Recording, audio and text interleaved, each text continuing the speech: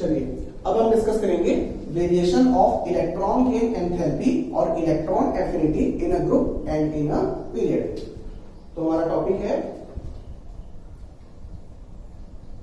Variation of electron gain enthalpy और electron affinity in a group and period.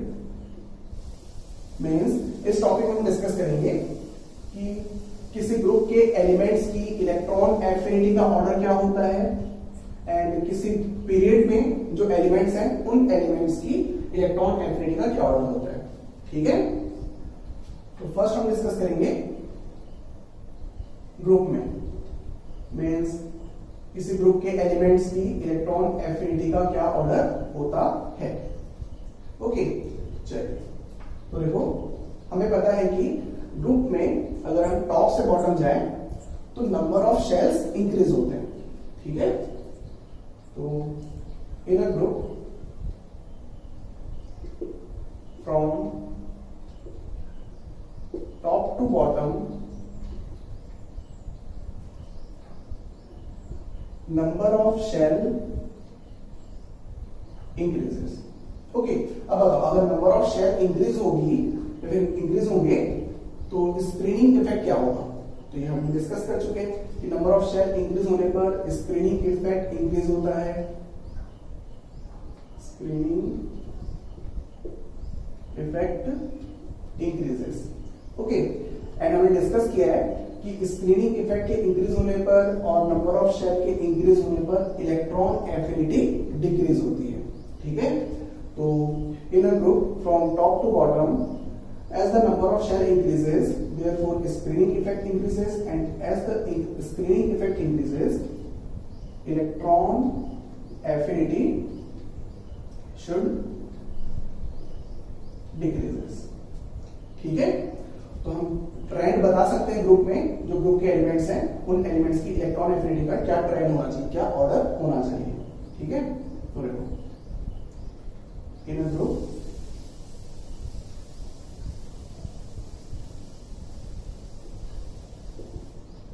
from top to bottom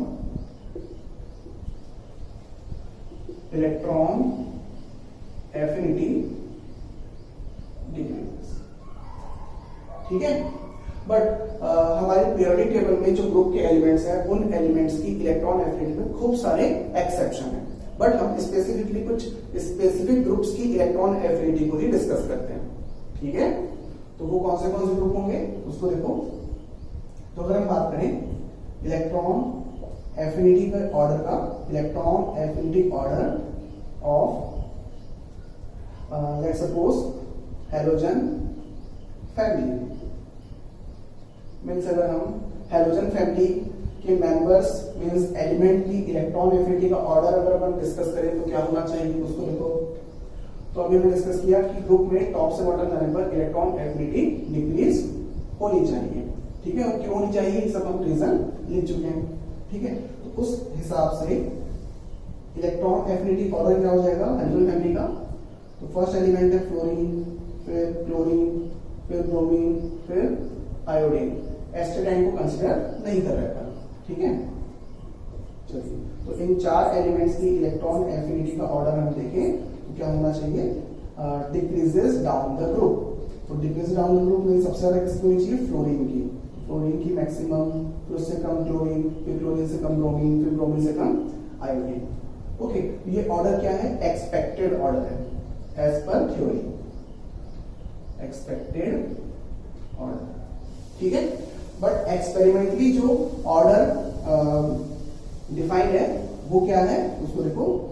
यहां पे exception है कि chlorine की इलेक्ट्रॉन एफिनिटी और इलेक्ट्रॉन गेन एंथैल्पी फ्लोरीन से ज्यादा होती है। ठीक है, फिर से बोल रहा हूं, क्लोरीन की इलेक्ट्रॉन एफिनिटी या फिर इलेक्ट्रॉन गेन एंथैल्पी फ्लोरीन से ज्यादा होती है। तो क्लोरीन की ज्यादा होगी, फ्लोरीन की कम होगी।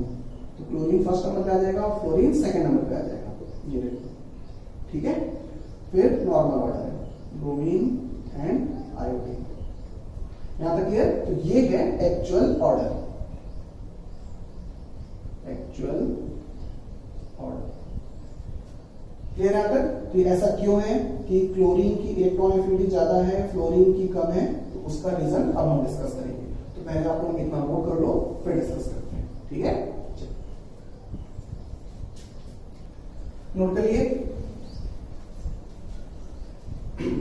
अब देखते हैं उस एक्सेप्शन का रीजन क्या है।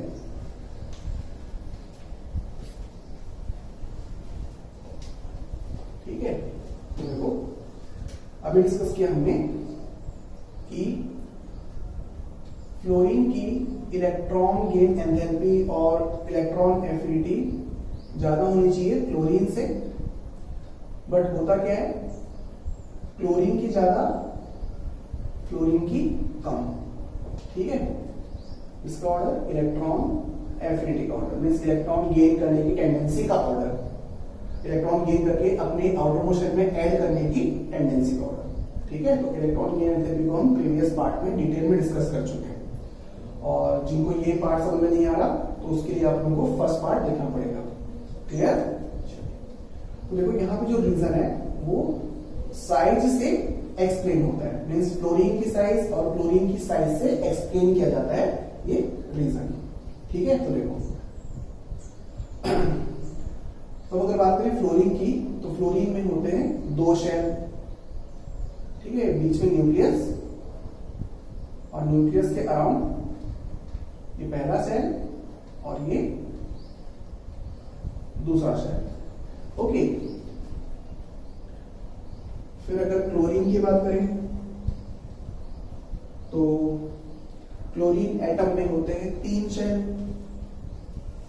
सेंटर में न्यूक्लियस और उसके अराउंड ये फर्स्ट शेल। एक सेकेंड, ये सर्कल पर अच्छा बनाते हैं।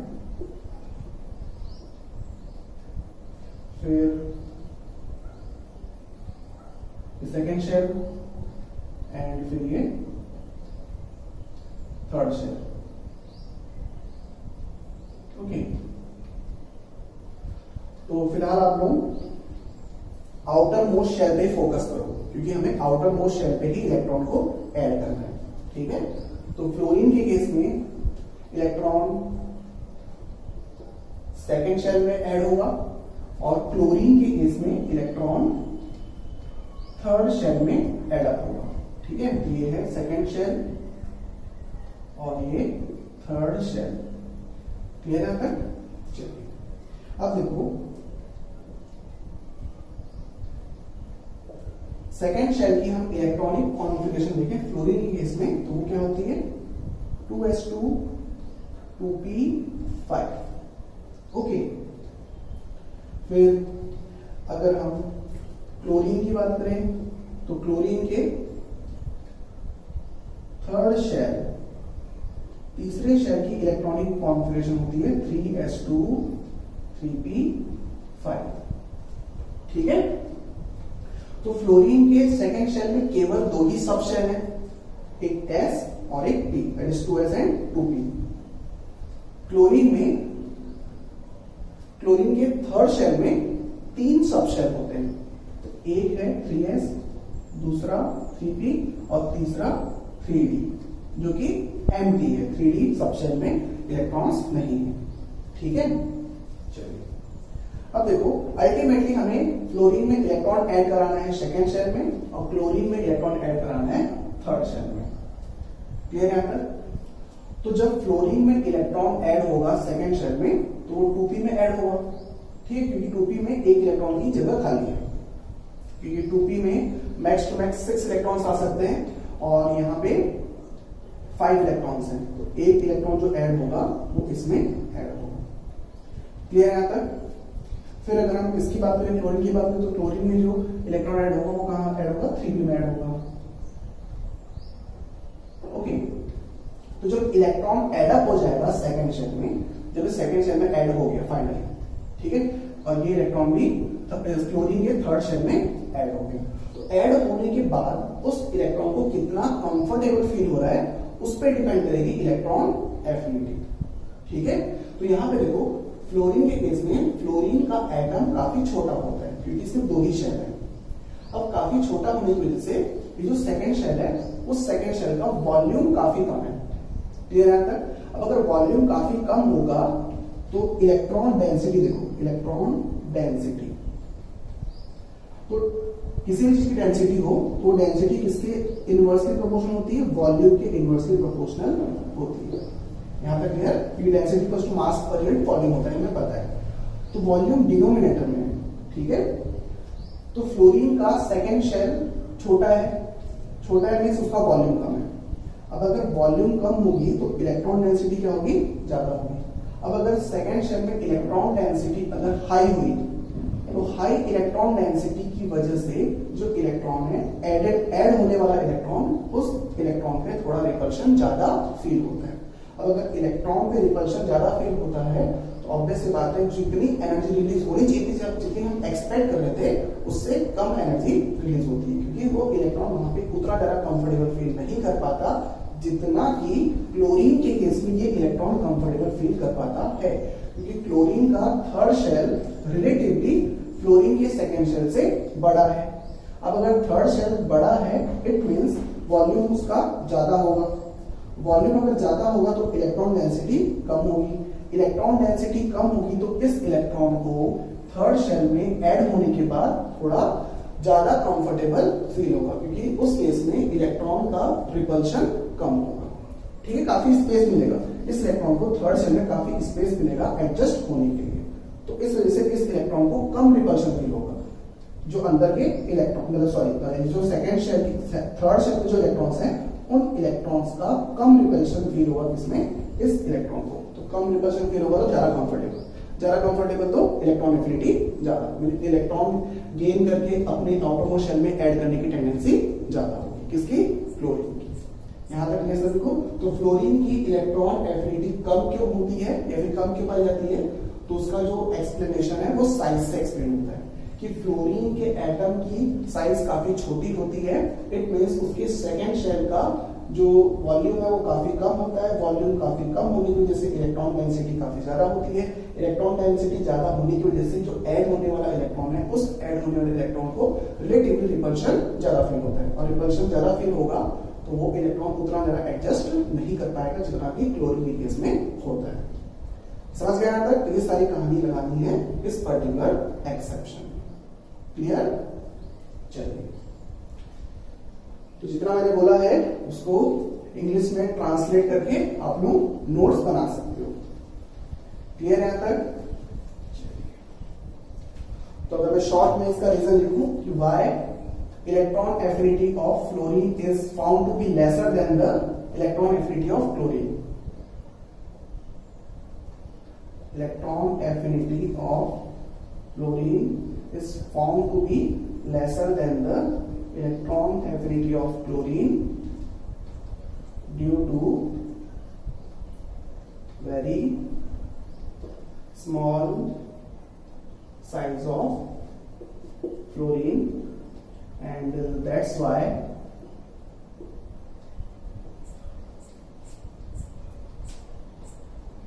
in second shell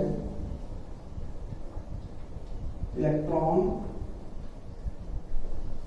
density is high, so added electron will feel relatively more repulsion of electrons in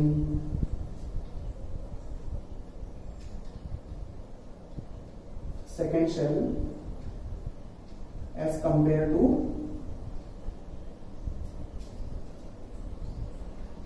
added electron in chlorine। ठीक है, इसको आप इस आंसर को आप लोग थोड़ा सा पढ़ा भी सकते हो। क्लियर है तक? चलिए, तो इसको भी नोट कर लो। ओके, हो गया यहां तक?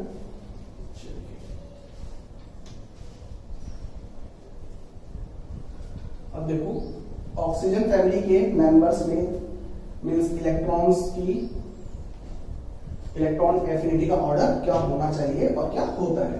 ठीक है,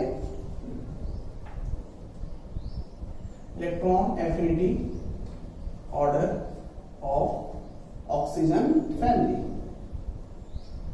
ओके, तो ऑक्सीजन फैमिली के रिस्पेक्टिव मेंबर्स ऑक्सीजन, फिर sulphur, selenium, tellurium and polonium. तो पोलोनियम अभी फिलहाल कंसिडर नहीं कर रहे। ठीक है, तो oxygen, sulphur, selenium and tellurium की इलेक्ट्रॉन एफिनिटी को अगर हम इलेक्ट्रॉन एफिनिटी का ऑर्डर बताएं तो क्या होना चाहिए, तो नॉर्मली ऑर्डर होना चाहिए डिक्रीजिंग ऑर्डर। तो ये है एक्सपेक्टेड। ठीक है, फिर देखो एक्चुअल ऑर्डर क्या होता है। तो एक्चुअल ऑर्डर एकदम ही जादूगरी है, मींस जादुई ऑर्डर है। तो यहां पर ऑक्सीजन की इलेक्ट्रॉन एफिनिटी जो एक्सपेरिमेंटली पाई जाती है वो मिनिमम होती है उस ग्रुप में। ठीक है, तो यहां पे सल्फर सबसे नंबर 1 पे आएगा, फिर सेलेनियम, फिर टेलुरियम, फिर आएगा ऑक्सीजन। तो ये है एक्चुअल ऑर्डर इलेक्ट्रॉन एफिनिटी का, किसके लिए, ऑक्सीजन फैमिली के लिए। ठीक है, एक्चुअल ऑर्डर समझ गए यहां तक। तो यहां पर ऑक्सीजन फैमिली में भी ऑक्सीजन की इलेक्ट्रॉन एफिनिटी कम पाई जा रही है जो उससे नीचे वाले एलिमेंट्स है उनके कंपैरिजन में। तो ऑक्सीजन की इलेक्ट्रॉन एफिनिटी का कम होने का रीजन, तो same reason, that is very small size of oxygen atom. यहां पर भी सेम रीजन अप्लाई करोगे। क्लियर यहां तक। तो चाहे फ्लोरीन की इलेक्ट्रॉन एफिनिटी का कम होने का रीजन पूछा जाए या फिर ऑक्सीजन की इलेक्ट्रॉन एफिनिटी का कम होने का रीजन पूछा जाए, दोनों के लिए सेम रीजन अप्लाई करना है। क्लियर यहां तक सभी को। चलिए, तो आप लोगों के जो स्कूल एग्जाम में जो क्वेश्चंस आते हैं वो फ्लोरीन और क्लोरीन की इलेक्ट्रॉन एफिनिटी को आपस में कंपेयर करने के लिए आते हैं और उनके रीजन को एक्सप्लेन करने के लिए आते हैं। ठीक है, सिमिलरली ऑक्सीजन और सल्फर, तो ऑक्सीजन और सल्फर में किसकी इलेक्ट्रॉन एफिनिटी कम है, किसकी ज्यादा है, और ऐसा होना चाहिए बट ऐसा नहीं है, वैसा है, तो उसका रीजन, तो वो सब आप लोगों को एक्सप्लेन करना आना चाहिए और होपफुली वो आप लोगों को एक्सप्लेन करना आ जाएगा। क्लियर है यहां तक। चलिए, तो ये था electron order of electron affinity in some family. ठीक है, तो स्पेसिफिकली इलेक्ट्रॉन एफिनिटी का ग्रुप में जो ऑर्डर पूछा जाता है वो ऑक्सीजन फैमिली और हैलोजन फैमिली का ही पूछा जाता है, क्योंकि उन्हीं दोनों फैमिली के पास इलेक्ट्रॉन गेन की टेंडेंसी अच्छी खासी होती है। क्लियर है यहां तक। बाकी जो फैमिलीज है उनमें काफी एक्सेप्शन है। Clear, okay. अब हम डिस्कस करते हैं electron affinity order in a period, means period के एलिमेंट्स की इलेक्ट्रॉन एफिनिटी का क्या ऑर्डर होना चाहिए। ठीक है, या फिर क्या होता है। तो देखो, पीरियड के रिस्पेक्टिव एलिमेंट्स में नंबर ऑफ शेल सेम रहते हैं, मींस कांस्टेंट रहते हैं, हमें पता है। In a period number of shell remains same. Okay, तो शेल तो सेम है, तो शेल से तो हम डिसाइड नहीं कर सकते इलेक्ट्रॉन एफिनिटी को। ठीक है, तो हम किसे डिसाइड करेंगे, साइज से डिसाइड करेंगे। ठीक है, बट साइज डिक्रीजेस। ठीक है, एंड हम और किससे डिसाइड कर सकते हैं, with the help of nuclear force of attraction. तो अगर हम न्यूक्लियर फोर्स ऑफ अट्रैक्शन की बात करें तो हम फिलहाल किसकी बात कर रहे हैं, पीरियड में लेफ्ट से राइट जाने की बात कर रहे हैं। ठीक है, यहाँ पे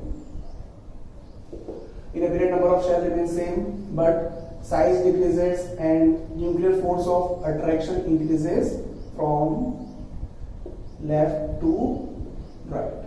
Okay, means effective nuclear charge increase होता है। अब बताओ, अगर न्यूक्लियस का इफेक्टिव चार्ज बढ़ेगा, लेट्स सपोज 2 शेल है। ठीक है, तो अगर न्यूक्लियस का चार्ज बढ़ेगा तो ऐड होने वाले इलेक्ट्रॉन को ज्यादा क्या बोलते हैं स्ट्रांगली खींच पाएगा। अब अगर स्ट्रांगली खींच पाएगा इलेक्ट्रॉन को तो इलेक्ट्रॉन को आसानी से ऐड कर पाएगा। अब अगर इलेक्ट्रॉन को आसानी से ऐड कर पाएगा इट मींस इलेक्ट्रॉन एफिनिटी ज्यादा हो। ठीक है, तो ऑब्वियस सी बात है nuclear force of attraction increase होगा तो इलेक्ट्रॉन को ऐड करने की टेंडेंसी भी इंक्रीज होगी, मींस इलेक्ट्रॉन एफिनिटी इंक्रीज होगी। क्लियर है यहां तक? तो as the size decreases from left to right or nuclear force of attraction increases from left to right, electron affinity should increases। ठीक है, तो ये हमने थ्योरी बनाई।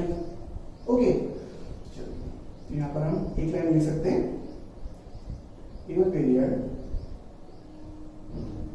from left to right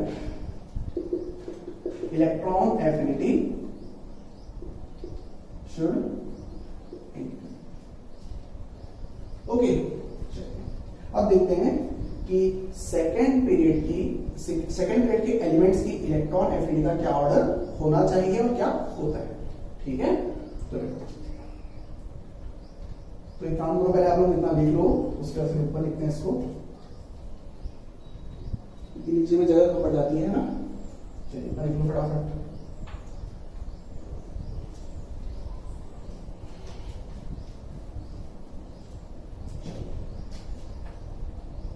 देखो, इलेक्ट्रॉन एफिनिटी ऑर्डर ऑफ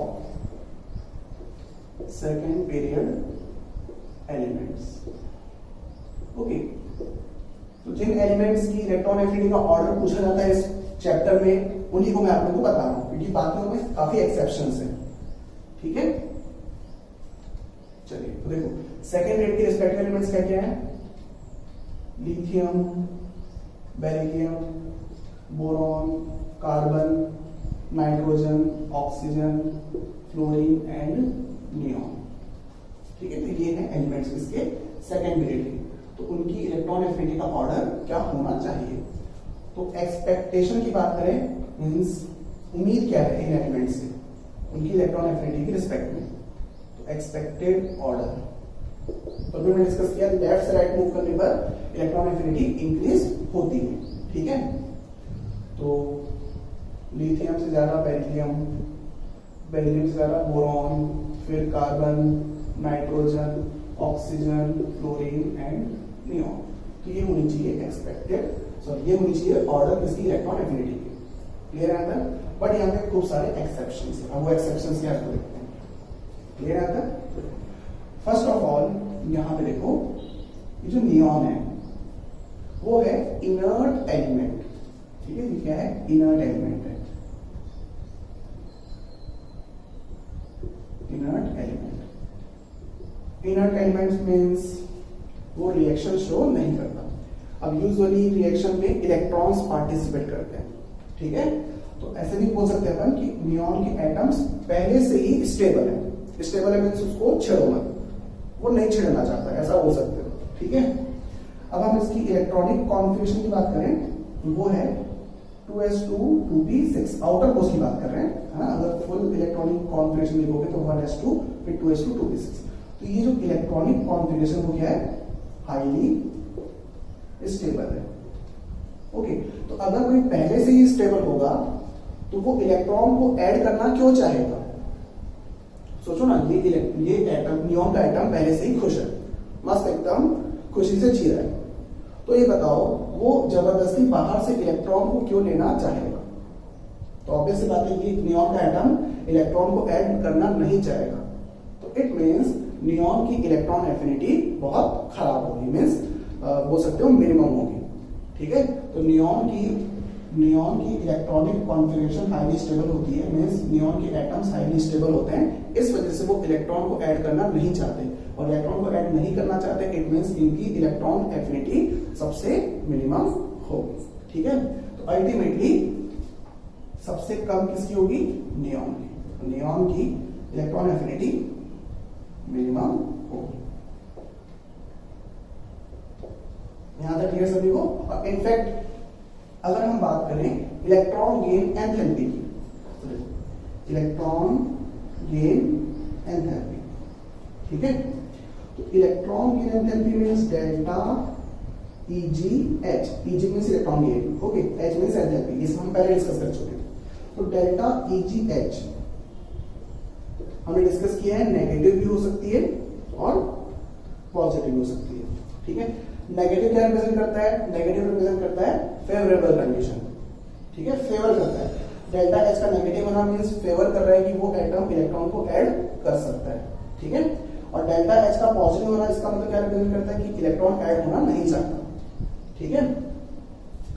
तो अभी हमने डिस्कस किया कि नियॉन में इलेक्ट्रॉन ऐड नहीं होगा आसानी से, तो इट मींस हमें एनर्जी देनी पड़ेगी इलेक्ट्रॉन को ऐड करवाने के लिए, इसमें नियॉन में। तो इट मींस उसकी जो डेल्टा EGH की वैल्यू होगी वो कैसी आएगी? पॉजिटिव आएगी। क्लियर है तक? तो नियॉन की electron gain enthalpy, electron gain enthalpy कैसी होती है? पॉजिटिव होती है।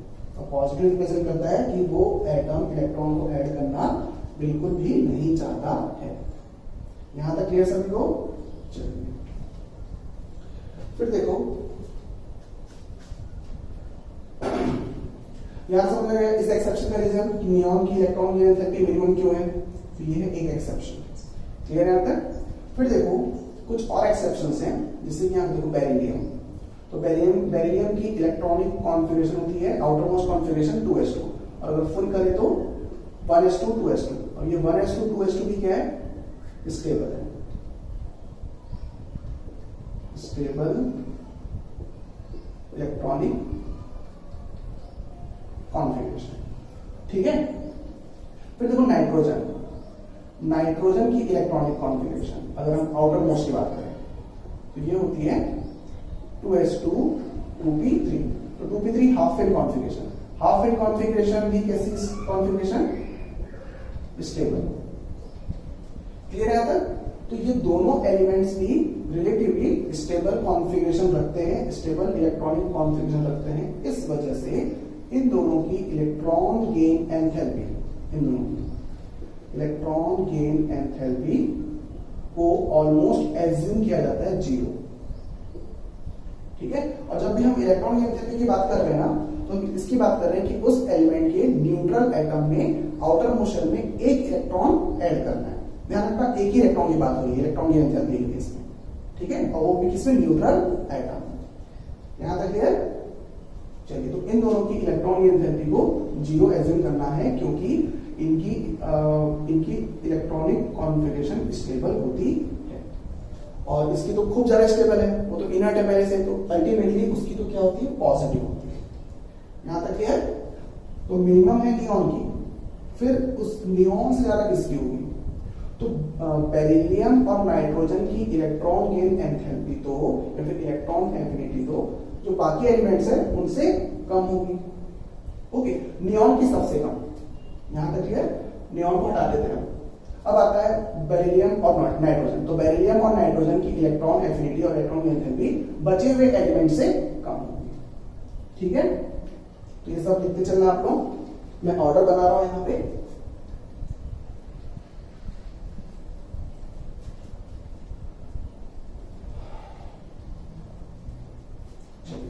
तो नियॉन की बात बनाएगा बेरिलियम और नाइट्रोजन। अब बताओ बेरिलियम और नाइट्रोजन इन दोनों को अगर कंपेयर करें कि किसकी ज्यादा होनी चाहिए, तो हम यहाँ पर सिंपल सा कॉन्सेप्ट लगा सकते हैं कि नाइट्रोजन का न्यूक्लियर चार्ज काफी ज्यादा होगा, क्योंकि काफी राइट में है वो।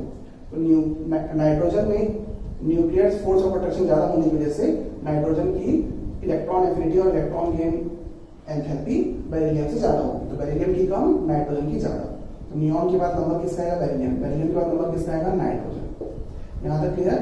अब उसके बाद हम ऑर्डर बनाएंगे नॉर्मली, तो इसमें कोई एक्सेप्शन नहीं है। अब उसके बाद फिर किसका नंबर आएगा? लिथियम का, लिथियम। फिर उसके बाद बोरॉन, बोरॉन के बाद कार्बन, कार्बन के बाद ऑक्सीजन, ऑक्सीजन के बाद फ्लोरीन। तो ये हो जाएगा एक्चुअल ऑर्डर, एक्चुअल ऑर्डर। यहां तक क्लियर सभी को? तो बेरिलियम और नाइट्रोजन की इनसे कम क्यों है? Due to stable electronic configuration. समझ में आता है? चलिए इसको भी नोट कर लो।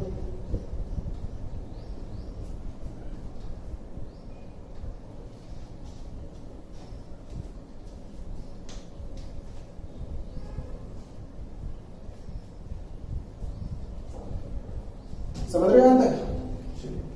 फिर देखो यहाँ पे कॉन्सेप्ट कि लेट्स सपोज कोई एक एलिमेंट है ए, उसका आइसोलेटेड गैसेस एटम, उसमें अगर हम एक इलेक्ट्रॉन ऐड करें तो क्या बनता है, A- बनता है।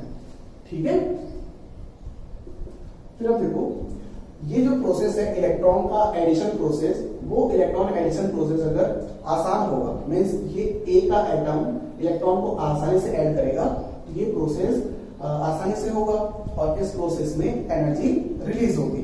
ठीक है, अब अगर एनर्जी रिलीज होगी तो इस प्रोसेस में जो डेल्टा EgH है वो क्या आएगा, नेगेटिव आएगा। यहां तक क्लियर सभी को? फिर से सुनो कि अगर कोई एटम इलेक्ट्रॉन को आसानी से ऐड कर लेता है और एनायन बना लेता है तो उसकी इलेक्ट्रॉन की एनर्जी नेगेटिव आती है। ठीक है, अब अगर हम स्टेबिलिटी के पॉइंट ऑफ व्यू से देखें तो इलेक्ट्रॉन आसानी से ऐड हो रहा है और एनर्जी रिलीज हो रही है, इस वजह से डेल्टा EgH नेगेटिव आ रहा है। अब अगर एनर्जी रिलीज हो रही है, इट मींस इसकी एनर्जी कम होगी, इस A- की एनर्जी कम होगी, इस न्यूट्रल एटम की एनर्जी ज्यादा होगी। तो इसकी एनर्जी ज्यादा, इसकी एनर्जी कम, तो इसकी एनर्जी कम है तो इसकी स्टेबिलिटी ज्यादा है, तो ये रिलेटिवली ज्यादा स्टेबल माना जाएगा। ठीक है, तो हम अभी फिलहाल हाइपोथेटिकल कॉन्सेप्ट्स की बात कर रहे हैं। ठीक है, थ्योरीज के बेसिस पर। यहां तक क्लियर?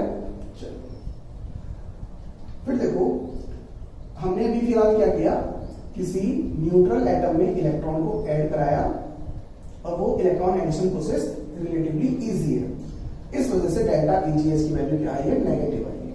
यहां तक क्लियर? अब देखो अगर हम बात करें इस A- में फर्दर इलेक्ट्रॉन ऐड करना हो, means second electron addition process. ठीक है, मींस सेकंड टाइम इलेक्ट्रॉन हम ऐड कर रहे हैं, तो देखो सेकंड टाइम हम इलेक्ट्रॉन ऐड किसमें करेंगे, इस नेगेटिवली चार्ज्ड आयन में ऐड करेंगे। ठीक है, तो इस पार्टिकल को देखो, ये पार्टिकल ऑलरेडी नेगेटिव है, नेगेटिवली चार्ज्ड है, सामने आने ऐड होने वाला पार्टिकल भी नेगेटिवली चार्ज है। ठीक है, तो इस नेगेटिव चार्ज और इस नेगेटिव चार्ज के बीच में क्या होगा, रिपल्शन फील होगा। तो ऑब्वियस सी बात है यहां पर रिपल्शन ज्यादा होगा as compared to this case. तो इस केस में रिपल्शन ज्यादा होने की वजह से सेकेंड टाइम जब हम इलेक्ट्रॉन ऐड करेंगे तो वो इलेक्ट्रॉन एडिशन प्रोसेस कैसा होगा, एंडोथर्मिक होगा, मींस उसका जो डेल्टा EgH होगा वो पॉजिटिव आएगा। समझ गए? तो ध्यान रखना, ऐसे एलिमेंट जिन एलिमेंट्स के न्यूट्रल एटम में इलेक्ट्रॉन ऐड करना आसान होता है तो उन एलिमेंट की फर्स्ट इलेक्ट्रॉन गेन एंथैल्पी, इसको बोल सकते हैं अपन फर्स्ट इलेक्ट्रॉन गेन एंथैल्पी, तो first electron gain enthalpy negative होती है और वो प्रोसेस क्या होगा, एक्सोथर्मिक होगा। ठीक है, तो first electron addition process is exothermic, या फिर आप बोल सकते हो if first electron addition process is exothermic then the second electron addition process will be endothermic due to repulsion between the negative charges of the anion and electron। ठीक है, तो ये प्रोसेस होगा एंडोथर्मिक। समझ में आता है? फिर से बोल रहा हूं कि अगर किसी एटम में फर्स्ट इलेक्ट्रॉन ऐड करने पर डेल्टा EgH की वैल्यू नेगेटिव आती है तो एनायन बनने के बाद उसमें जब इलेक्ट्रॉन ऐड करेंगे means second electron addition process वो कैसा होगा, एंडोथर्मिक होगा। फिर बताओ तीसरा इलेक्ट्रॉन ऐड करेंगे इसमें तो वो कैसा होगा, तो ऑब्वियस सी बात है वो भी क्या होगा, एंडोथर्मिक होगा। ठीक है, तो फर्स्ट इलेक्ट्रॉन एडिशन प्रोसेस अगर एक्सोथर्मिक हुआ तो बाकी के आगे आने वाले इलेक्ट्रॉन एडिशन प्रोसेस सारे एंडोथर्मिक होंगे। यहां तक क्लियर है सभी को? फिर आप लोगों को ये भी पता होगा कि अगर मान लो कि A में इलेक्ट्रॉन ऐड किए, बना A-, उसकी डेल्टा EgH की वैल्यू है -50। ओके, और कोई दूसरा एलिमेंट का एटम भी उसमें इलेक्ट्रॉन ऐड कर रहे हैं और वो बन रहा है B- और उसकी डेल्टा EgH की वैल्यू है -100। ठीक है, तो अब क्वेश्चन है कि A और B दोनों में से इलेक्ट्रॉन गेन एंथैल्पी ज्यादा किसकी है, तो आंसर होगा B की। ठीक है, फिर अगर पूछा जाए कि दोनों में से इलेक्ट्रॉन एफिनिटी किसकी ज्यादा है, तो भी हमारा आंसर क्या होगा, बी की। तो बी की इलेक्ट्रॉन गेन एंथैल्पी और इलेक्ट्रॉन एफिनिटी दोनों ज्यादा है। इट मींस इलेक्ट्रॉन को ऐड करने की टेंडेंसी अल्टीमेटली ज्यादा किसकी है, बी की है। समझ गए यहां तक? चलिए फिर देखो, अगर पूछा जाए कि ए माइनस ज्यादा स्टेबल है कि बी माइनस ज्यादा स्टेबल है, जस्ट पूछा जा रहा है क्वेश्चन आप लोग से, ठीक है, तो आप लोग किस हिसाब से आंसर दोगे, इलेक्ट्रॉन गेन एंथैल्पी किसकी ज्यादा है उसके हिसाब से आंसर दोगे। तो जिसकी इलेक्ट्रॉन गेन एंथैल्पी ज्यादा उसका नेगेटिव आयन ज्यादा स्टेबल, ठीक है। तो बी माइनस ज्यादा स्टेबल है as compared to A minus, क्योंकि बी माइनस बनने पर ज्यादा एनर्जी रिलीज हुई है। कितनी? 100 एनर्जी रिलीज हुई है, 100 अमाउंट की एनर्जी रिलीज हुई है। तो बोल सकते हो 100 यूनिट की एनर्जी रिलीज हुई है। यूनिट मींस आप लोग जूल लगा सकते हो, किलो जूल लगा सकते हो, कैलोरी लगा सकते हो, कुछ भी लगा सकते हो, ठीक है। और ए माइनस बनने पर 50 जूल की एनर्जी रिलीज हुई, लेट्स सपोज जूल की बात करते हैं, है ना। तो ए माइनस बनने पर 50 जूल एनर्जी रिलीज हुई, बी माइनस बनने पर 100 जूल एनर्जी रिलीज हुई। तो ज्यादा स्टेबल कौन हुआ? जहां पे ज्यादा एनर्जी रिलीज हुई है। ज्यादा एनर्जी रिलीज हुई मींस ज्यादा एनर्जी कम होगी, ज्यादा एनर्जी कम होगी तो स्टेबिलिटी ज्यादा होगी, ठीक है। तो ये सारे फंडे आप लोगों को क्लियर होने चाहिए। ओके, यहां तक फिर सभी को। चलिए फिर एक बार आपने आप लोगों को पहले बताया था कि अगर किसी एटम से, किसी आइसोलेटेड गैसेस एटम से इलेक्ट्रॉन बाहर निकालना हो और उसको पॉजिटिव आयन में कन्वर्ट करना हो, तो उसके लिए तो हमेशा एनर्जी रिक्वायर्ड होती है, और वो रिक्वायर्ड एनर्जी क्या होती है? Ionisation energy. और इस प्रोसेस में जो डेल्टा एच होता है वो कैसा होगा? पॉजिटिव होगा। तो सभी आयनाइजेशन एनर्जी मींस सारी जो डेल्टा आई एच होगी वो हमेशा क्या आएगी? पॉजिटिव आएगी। यहां तक क्लियर? लेकिन अगर हम डेल्टा ईजीएच की बात करें तो फर्स्ट डेल्टा ईजीएच नेगेटिव है, तो सेकेंड, थर्ड, फोर्थ सारी की सारी पॉजिटिव होगी। क्लियर? चलिए, तो ये हुआ कॉन्सेप्ट इसका, इलेक्ट्रॉन गेन एंथैल्पी। ओके, चलिए इतना नोट करो, फिर हम आगे डिस्कस करते हैं, ठीक है। नोट करिए। अब डिस्कस करते हैं next property, that is electronegativity, the most important property of the element. Okay, तो ये है number 4, that is electro negativity, ठीक है। तो ये प्रॉपर्टी थोड़ी बहुत आप लोगों ने क्लास 10 में भी पढ़ी होगी, ठीक है। तो देखो, इलेक्ट्रोनेगेटिविटी का मतलब क्या होता है? देखो, टेंडेंसी टू अट्रैक्ट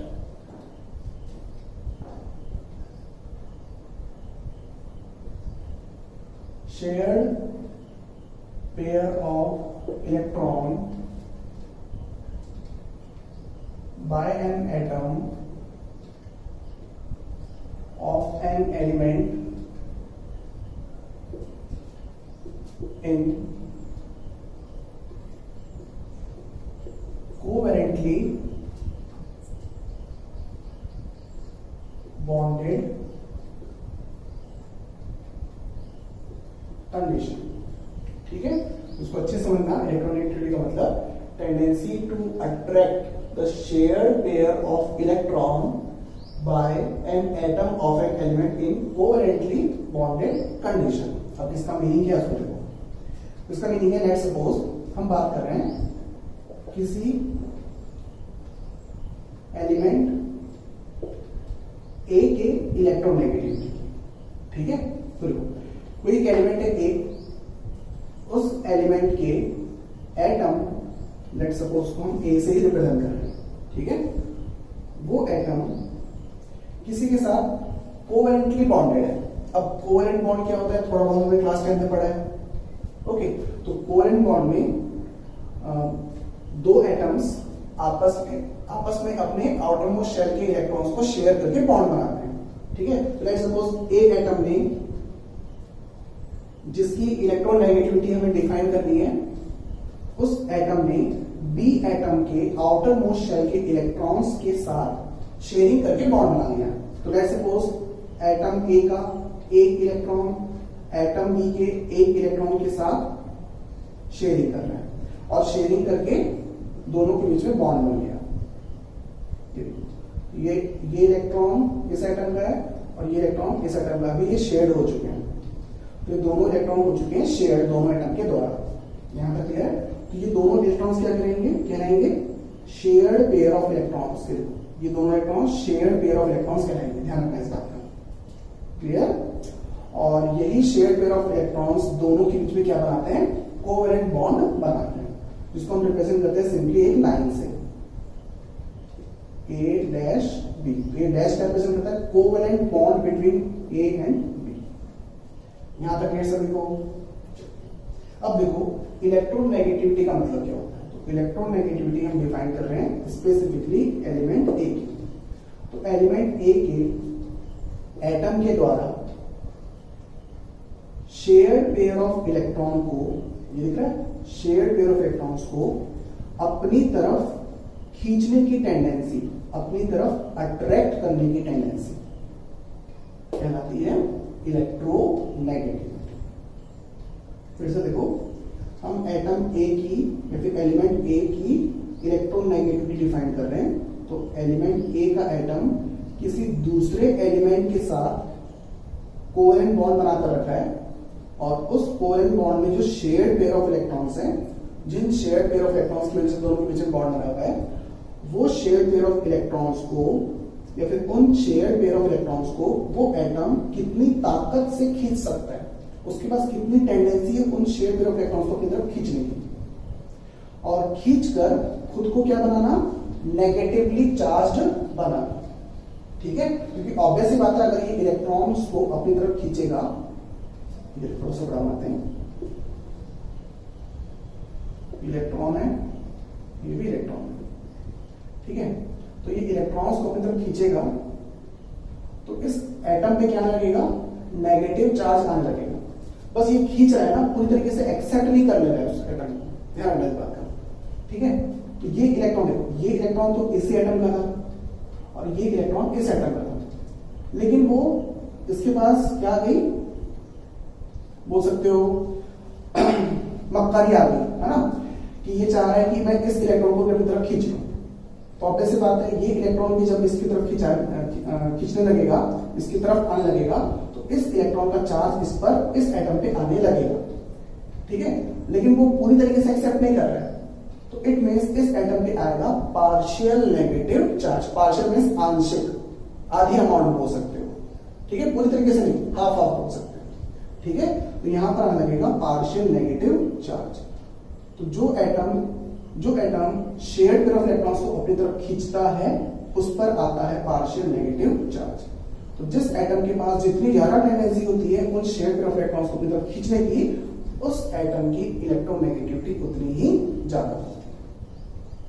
यहां तक सभी को? तो इसको आप लोग सिंपल तरीके समझो कि इलेक्ट्रॉन को अपनी तरफ खींचने की power of attracting the electrons. But ध्यान रखना यहां पर कौन सी कंडीशन में, बॉन्डेड कंडीशन में, कोवेलेंटली बॉन्डेड कंडीशन की बात होती है। यहां तक सभी को? चलिए, क्योंकि इलेक्ट्रोनेगेटिविटी एक रिलेटिव क्वांटिटी है। ठीक है? क्योंकि देखो, अभी ये एटम, जिस एटम की इलेक्ट्रोनेगेटिविटी की बात की जा रही है, वो एटम बी के साथ बॉन्डेड है।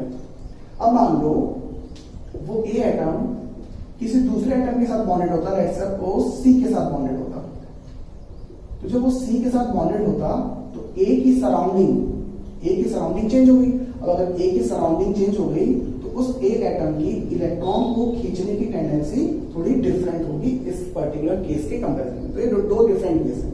तो इन दो डिफरेंट केस में इस सिंगल एटम की, मींस जिस एटम की इलेक्ट्रोनेगेटिविटी की हम बात कर रहे हैं, उस एटम की इलेक्ट्रॉन को खींचने की टेंडेंसी चेंज हो जाती है। तो इस वजह से इलेक्ट्रोनेगेटिविटी एक रिलेटिव क्वांटिटी होती है।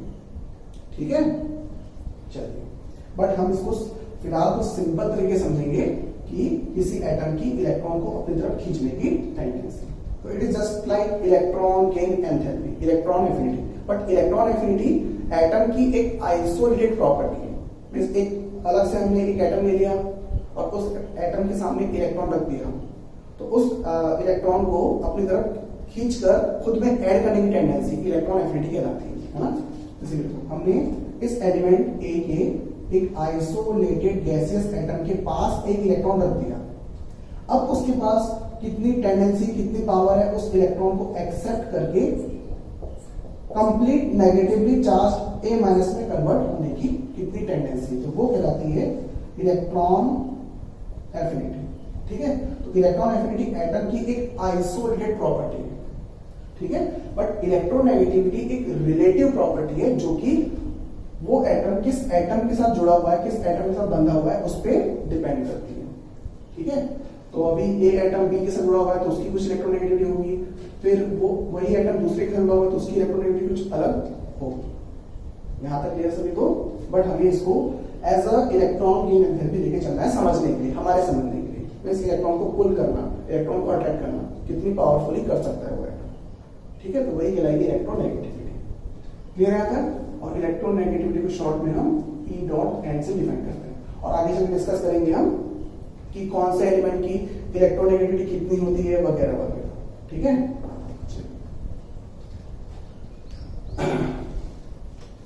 तो ये टॉपिक आप लोगों को धीरे धीरे समझ में आएगा।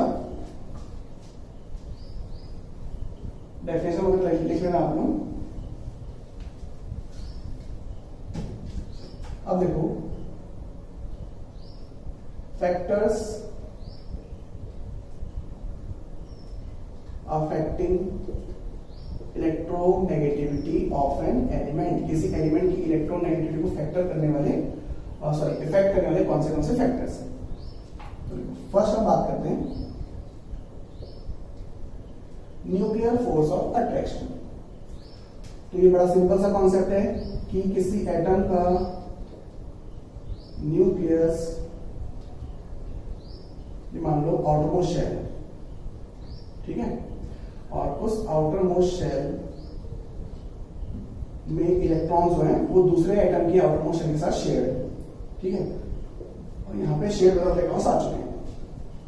तो ये let's suppose share pair of electrons है, शेयर पेयर ऑफ इलेक्ट्रॉन्स। यहां तक क्लियर? तो अगर न्यूक्लियस का force of attraction in electrons पे हाई होगा, फोर्स ऑफ अट्रैक्शन, तो ऑब्वियस सी बात है उसकी इलेक्ट्रोनेगेटिविटी उतनी ही ज्यादा होगी, क्योंकि हम इलेक्ट्रॉन को अट्रैक्ट करने की बात कर रहे हैं। इलेक्ट्रॉन को अट्रैक्ट कौन करता है? Positive charge, that is nucleus. Okay, तो अगर हम इसके रिस्पेक्ट में स्टेटमेंट लिखें,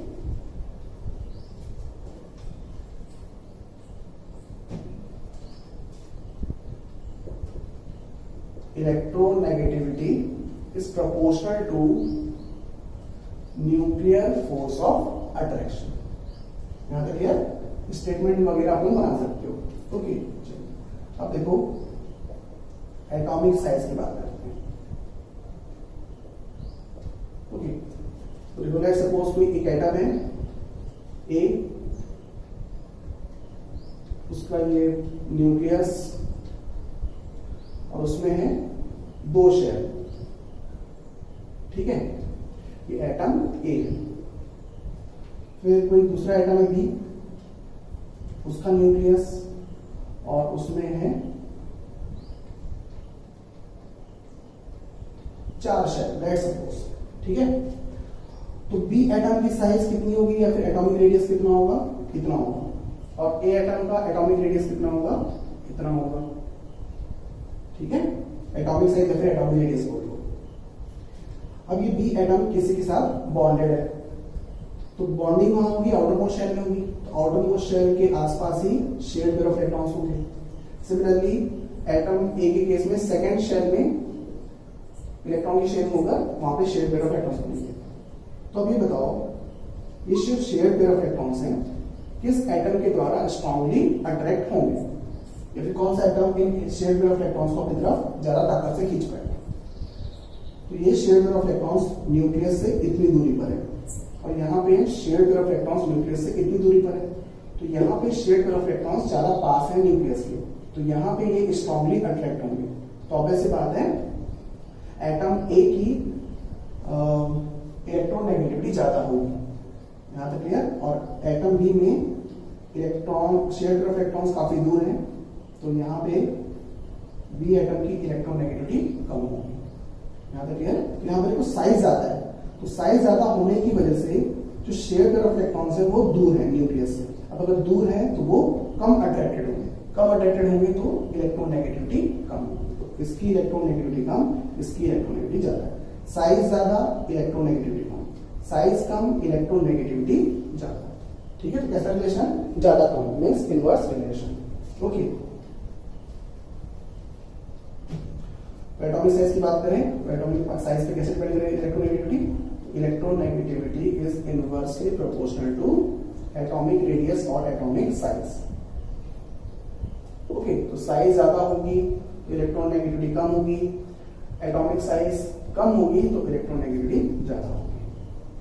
समझ गए यहां तक? चलो फिर देखो कुछ और फैक्टर्स। अभी होपफुली आप लोगों को फैक्टर्स समझ में आ रहे होंगे। Number 3, number of shell and screening effect.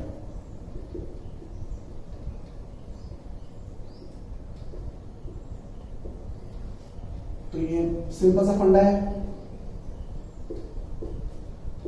यहां पे 3 शेल है, एटम ए मान लो और ये एटम बी मान लो, और यहां पे 2 ही शेल है। ठीक है, तो ऑब्वियस सी बात है अगर शेल ज्यादा होंगे तो साइज ज्यादा होगी, साइज ज्यादा होगी तो इलेक्ट्रोनेगेटिविटी कम होगी, ऐसा भी कर सकते हो आप। और अगर स्क्रीनिंग इफेक्ट के बेसिस पे देखो तो शेल ज्यादा तो अंदर के नंबर ऑफ इलेक्ट्रॉन्स भी ज्यादा होंगे। ठीक है, और अगर शेल कम होंगे तो अंदर के इलेक्ट्रॉन्स कम होंगे। तो ये है आउटर मोस्ट शेल, तो इसमें शेयर्ड पेयर ऑफ इलेक्ट्रॉन्स। ये है आउटर मोस्ट शेल, इसमें शेयर्ड पेयर ऑफ इलेक्ट्रॉन्स। ये देखो, ठीक है। और ये है स्क्रीनिंग इफेक्ट शो करने वाले इलेक्ट्रॉन्स, इसको एक काम करते हैं बॉक्स में रिप्रेजेंट कर लेते हैं। ठीक है, तो और ये यहां पर इस तरीके से। ठीक है, तो इसको समझने की कोशिश करना कि अगर नंबर ऑफ शेल ज्यादा होते हैं तो अंदर के शेल ज्यादा होंगे, आउटर मोस्ट शेल के अंदर वाले शेल, अंदर के शेल ज्यादा होंगे तो उनमें इलेक्ट्रॉन्स भी ज्यादा होंगे। इलेक्ट्रॉन्स भी ज्यादा होंगे तो स्क्रीनिंग शो करने वाले इलेक्ट्रॉन्स भी ज्यादा होंगे, तो उसकी इलेक्ट्रॉन स्क्रीनिंग इफेक्ट भी ज्यादा होगा। स्क्रीनिंग इफेक्ट ज्यादा होगा तो ये न्यूक्लियस इन इलेक्ट्रॉन्स पे कम फोर्स लगा पाएगा, कम फोर्स लगा पाएगा तो इसकी इलेक्ट्रॉन नेगेटिविटी कम होगी।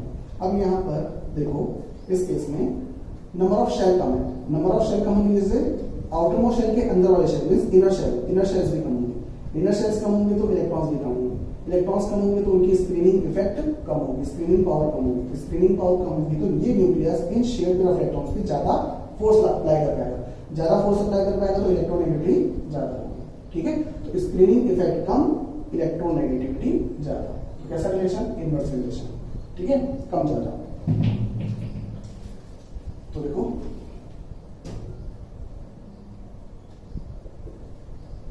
Electronegativity is inversely proportional to number of shell और स्क्रीनिंग इफेक्ट। शॉर्ट में लिख देता हूं ना, नंबर ऑफ शेल ज्यादा, स्क्रीनिंग इफेक्ट ज्यादा, स्क्रीनिंग इफेक्ट ज्यादा, इलेक्ट्रोनेगेटिविटी कम।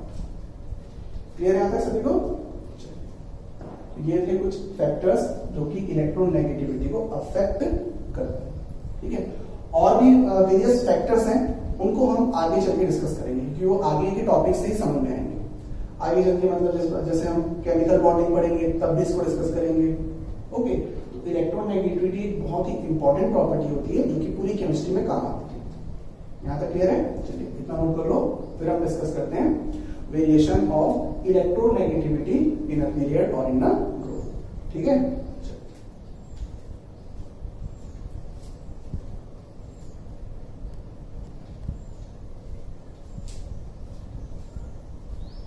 नोट कर लिए।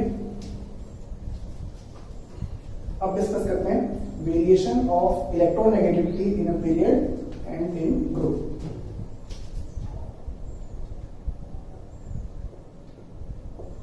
Variation of electronegativity in period and group. Okay.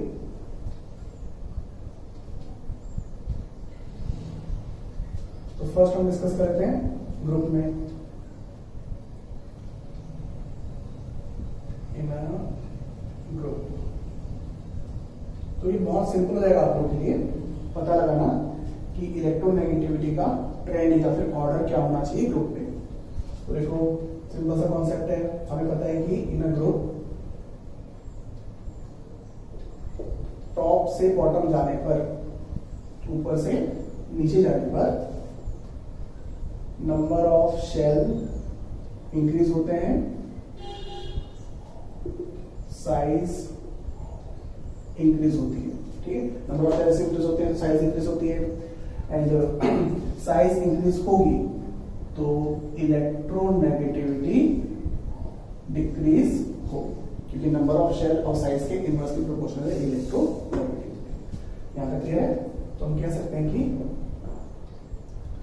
In a group, short में लिखते हैं यहाँ पर, वो तो रीजन के साथ हो गया, यहाँ पे शॉर्ट में लिखें, in a group top to bottom electronegativity decreases. ठीक है,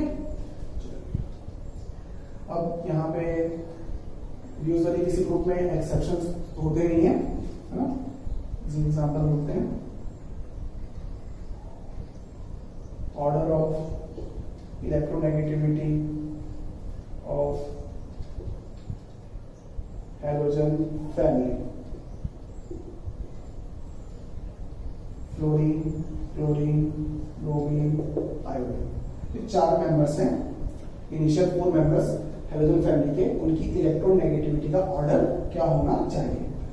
तो एज पर थ्योरी टॉप से बॉटम जाने पर इलेक्ट्रोनेगेटिविटी डिक्रीज होती है, तो फ्लोरीन की इलेक्ट्रोनेगेटिविटी सबसे ज्यादा, फिर क्लोरीन की उससे कम, फिर ब्रोमीन की उससे कम, फिर आयोडीन की सबसे कम इस ग्रुप में, और यहाँ कोई एक्सेप्शन नहीं है।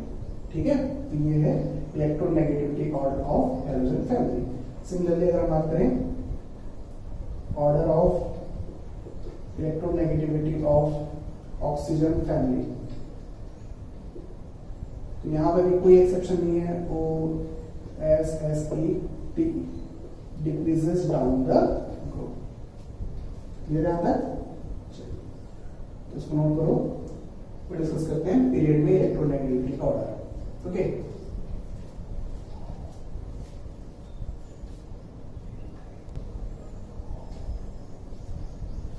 नोट हो गया?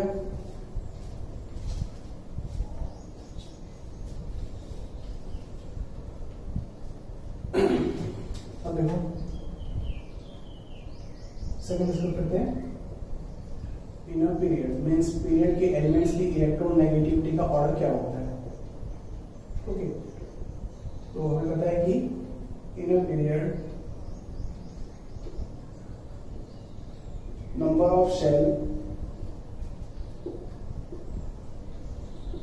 remains same, पीरियड में नंबर ऑफ शेल सेम रहते हैं, but nuclear force of attraction increase होता है। ठीक है, तो ऑब्वियस सी बात है इलेक्ट्रोनेगेटिविटी का ऑर्डर भी इंक्रीजिंग ऑर्डर होगा इसमें एक पर्टिकुलर पीरियड। ओके, तो in a period from left to right, in a period from left to right electronegativity increases due to increasing nuclear force of attraction. Clear है that? For example,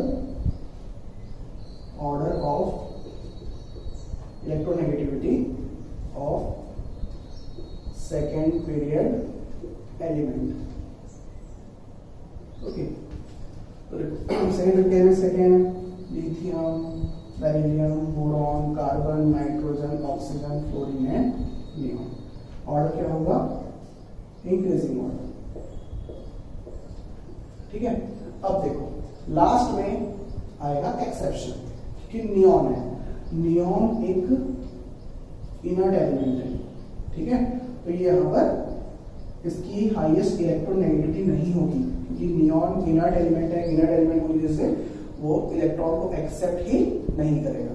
ठीक है, तो neon की 0 electronegativity होती है, means की कोई इलेक्ट्रोनेगेटिविटी नहीं है। ओके, ये इस ऑर्डर में नहीं आएगा, यहाँ पे ये ऑर्डर नहीं होगा, या फिर आप बोल सकते हो कि नियॉन की इलेक्ट्रोनेगेटिविटी मिनिमम होगी, मींस यहाँ पर आएगा नियॉन का नंबर फर्स्ट नंबर होगा, सबसे कम इलेक्ट्रोनेगेटिविटी। ओके, तो जो इनर्ट एलिमेंट्स है मींस लोअर गैस, उनकी इलेक्ट्रोनेगेटिविटी नेग्लिजिबल होती है। क्लियर है तक? ये फिर प्रोपोजल में किसी पर्टिकुलर पीरियड में इनर्ट एलिमेंट्स की इलेक्ट्रोनेगेटिविटी मिनिमम होती है। क्लियर है तक? बाकी और कोई एक्सेप्शन नहीं है, बाकी स्मूथ ऑर्डर है, increases from left to right in a particular period. Clear है तक? चलिए अब इसको नोट कर लो।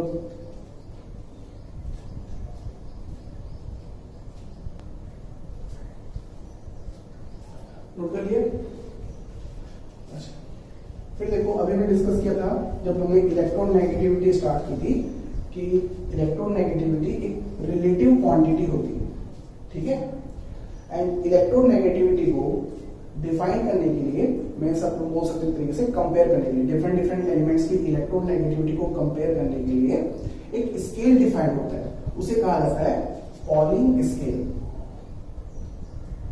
Polling scale, okay.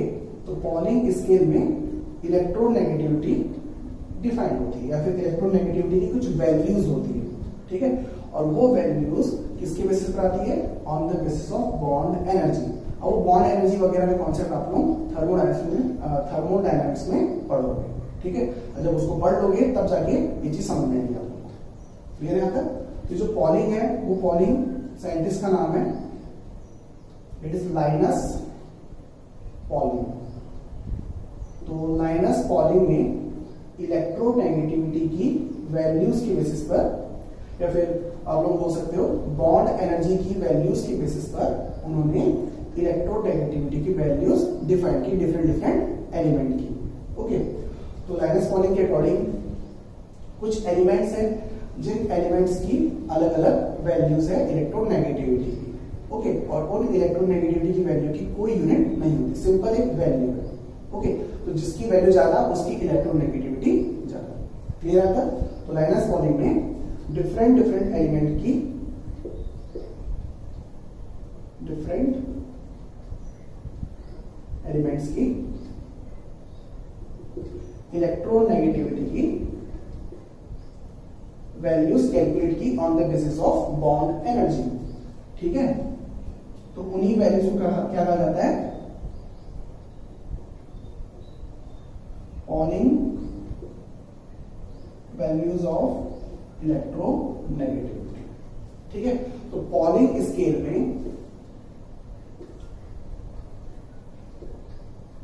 जो वैल्यूज है इलेक्ट्रोनेगेटिविटी की वो क्या है? तो कुछ एलिमेंट्स के लिए मेरे को पता होना चाहिए, ठीक है। तो देखो जैसे कि हाइड्रोजन की होती है 2.1, कोई यूनिट नहीं होती है इलेक्ट्रोनेगेटिविटी की as per polling scale, okay. फिर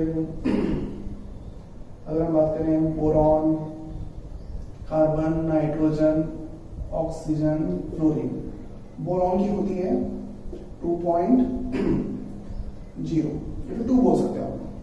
कार्बन की होती है 2.5, नाइट्रोजन की होती है 3.0, ऑक्सीजन की 3.5, इंडियन अप्रॉक्स वैल्यू है, ठीक है।